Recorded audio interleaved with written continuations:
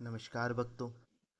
तो गर्ग संहिता श्रृंखला में आज श्रवण करेंगे गर्ग संहिता अध्याय 5वां, जिसमें बताया गया है भिन्न भिन्न स्थानों तथा विभिन्न वर्गों की स्त्रियों के गोपी होने के कारण एवं अवतार व्यवस्था का वर्णन।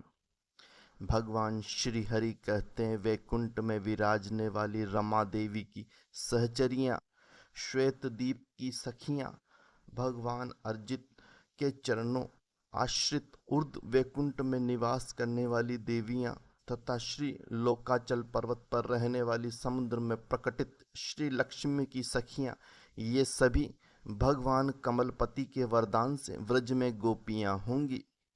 पूर्वकृत विविध पुण्यों के प्रभाव से कोई दिव्य, कोई अदिव्य और कोई सत्व रज तम तीनों गुणों से युक्त देवियां व्रजमंडल में गोपियां होंगी।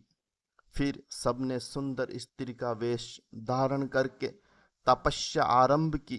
4 युग व्यतीत होने पर भगवान श्री उन पर अत्यंत प्रसन्न हुए और बोले, तुम सब वर मांगो। यह सुनकर स्त्रियां उस महान वन में जब आंखें खोली, तब उन श्री हरि का दर्शन करके वे सब की सब मोहित हो गई और बोली, आप हमारे पति तुल्य आराध्य होने की कृपा करें। भगवान श्री हरि बोले, औषधि स्वरूपा स्त्रियों, द्वापर के अंत में तुम सभी लता रूप से वृंदावन में रहोगी और वहां रास में तुम्हारा मनोरथ पूर्ण करूंगा।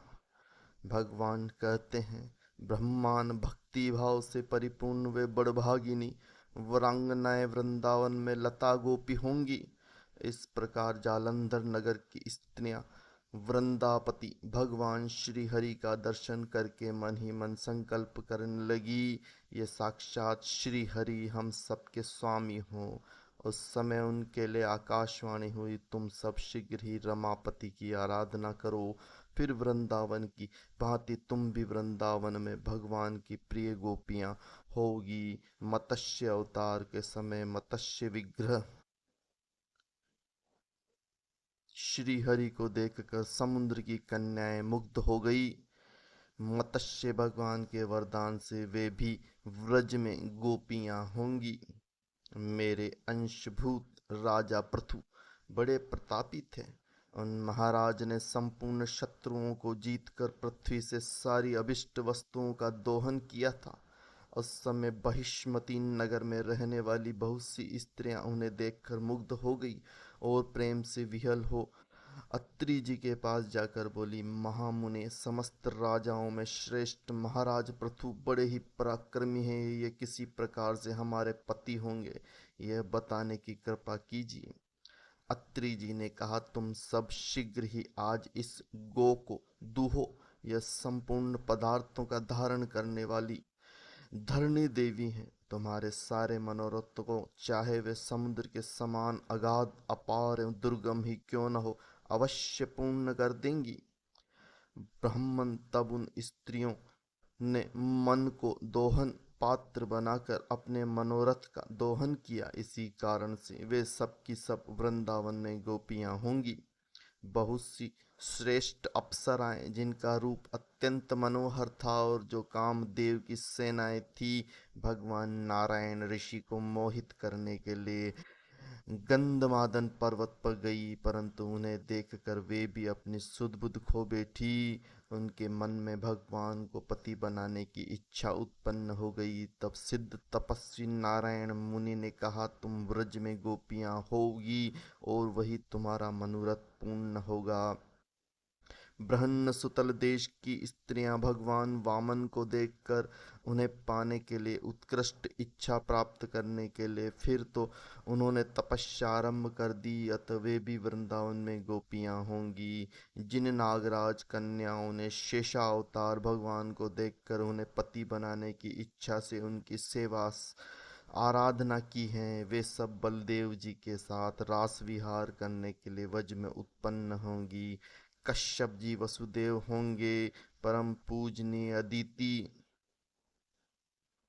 देवकी के रूप में अवतार लेंगी। प्राण नामक वसु शूरसेन और ध्रुव नामक वसुदेवक होंगे। वसु नाम के जो वसु हैं उनका उद्धव के रूप में प्राकट्य होगा। दयापरायण दक्ष प्रजापति अक्रूर के रूप में अवतार लेंगे। कुबेर हदीक नाम से और जल के स्वामी वरुण कृतवर्मा नाम से प्रसिद्ध होंगे। पुरातन राजा प्राचीन बही गद एवं मरुत देवता उग्रसेन होंगे। उन उग्रसेन में विधानत राजा बनाऊंगा और उनकी भली भांति रक्षा करूंगा। भक्तराज अम्बरीश युधान और भक्त प्रवर प्रहलाद सात्विके नाम से प्रकट होंगे। क्षीर सागर शंतनु होगा। वसुओं में श्रेष्ठ द्रोण साक्षात भीष्म पितामह के रूप में उत्पन्न होंगे। दिवोदास शल के रूप में एवं भग नाम सूर्य धृतराष्ट्र के रूप में अवतीर्ण होंगे। उषा नाम से विख्यात देवता पांडु होंगे। सत्पुरुषों में आदर पाने वाले धर्मराज ही युधिष्ठिर के रूप में अवतार लेंगे। वायु देवता महान पराक्रमी भीमसेन तथा स्वयंभू मनु अर्जुन के वेश में प्रकट होंगे। शत्रुपाजी सुभद्रा होंगी। सूर्य नारायण कर्ण के रूप में अवतार लेंगे। अश्वनी कुमार नकुल एवं सहदेव होंगे। धाता महान बलशाली बाही के नाम से विख्यात होंगे। अग्नि देवता महान प्रतापी द्रोणाचार्य के रूप में अवतार लेंगे। कली का अंश दुर्योधन होगा। चंद्रमा अभिमन्यु के रूप में अवतार लेंगे। पृथ्वी पर द्रोण पुत्र अश्वत्थामा साक्षात भगवान शंकर का रूप होगा। इस प्रकार तुम सभी देवता मेरी आज्ञा के अनुसार अपने अंशों और स्त्रियों के साथ यदुवंशी कुरुवंशी तथा अन्यान वंशों के राजाओं के कुल में प्रकट हो। पूर्व समय में मेरे जितने अवतार हो चुके हैं उनकी रानियां रमा का अंश रही हैं। वे भी मेरी रानियों में 16,000 की संख्या में प्रकट होगी। श्री नारद जी कहते हैं, राजन कमलासन ब्रह्मा से यों कहकर भगवान श्री हरि ने दिव्य रूप धारणी भगवती योग माया से कहा, महामते तुम देवकी के 7वें गर्भ को खींचकर उसे वसुदेव की पत्नी रोहिणी के गर्भ में स्थापित कर दो। वो देवी कंस के डर से व्रज में नंद के घर रह रही है। साथ ही तुम भी ऐसे अलौकिक कार्य करके नंद रानी के गर्भ से प्रकट हो जाना। हे परम श्रेष्ठ राजन, भगवान विष्णु के वचन सुनकर संपूर्ण देवताओं के साथ ब्रह्मा जी ने परात्पर भगवान श्री कृष्ण को प्रणाम किया और अपने वचनों द्वारा पृथ्वी देवी को धीरज दे वे अपने धाम को चले गए। मिथिलेश्वर जनक, तुम भगवान श्री कृष्ण चंद्र को साक्षात परिपूर्णतम परमात्मा समझो। कंस आदि दुष्टों का विनाश करने के लिए ही ये इस धराधाम पर पधारे हैं। शरीर में जितने रोए हैं उतनी ही जिह्वाएं हो जाएं, तब भी भगवान श्री कृष्ण के असंख्य महान गुणों का वर्णन नहीं किया जा सकता। महाराज, जिस प्रकार पक्षीगण अपनी शक्ति के अनुसार ही आकाश में उड़ते हैं, वैसे ही ज्ञानी जन भी अपनी मति एवं शक्ति के अनुसार ही भगवान श्री कृष्ण का दिव्य लीलाओं का ज्ञान करते हैं।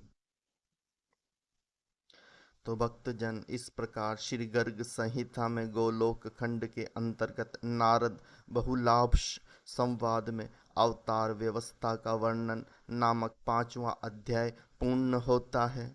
अगली श्रृंखला में 6ठे अध्याय का श्रवण आपको करवाएंगे। अगर आपको 5वां अध्याय गर्ग संहिता का अच्छा लगा हो तो सब्सक्राइब जरूर कर दीजिएगा, लाइक कीजिएगा। आपका बहुत बहुत धन्यवाद।